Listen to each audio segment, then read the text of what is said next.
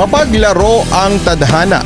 Bakit nga ba kailangan pagtagpuin ang dalawang tao pero hindi naman sila magiging magkasama hanggang sa huli?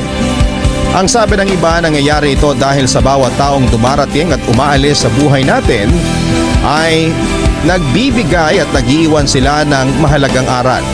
Ngunit paano kung muling nag-cruise ang landas ninyo ng taong bahagi na lamang ng iyong nakaraan?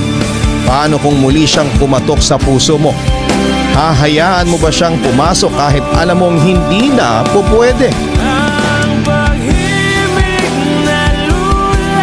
Paano kung magmahal ka ng isang taong bawal mahalin sapagkat siya'y nakalaan na para sa iba?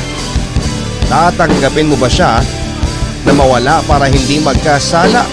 O handa kang magkasala, wag lamang siyang mawala?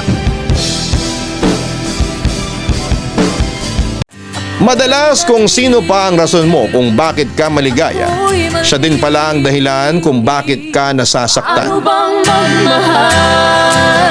Sa totoong kwento ng buhay, hindi lahat ng nag-iibigan ay palaging may masayang katapusan. Minsan nga kung sino pa yung totoong nagmamahalan, sila pa yung hindi nagkakatuluyan. Hindi naman kasi natin pwedeng panghawakan palagi ang pag-ibig na nararamdaman natin para sa isang tao. Kasi kahit na alam natin na mahal din tayo ng taong mahal natin, marami pa rin ang pwedeng maging dahilan para bitawan natin sila.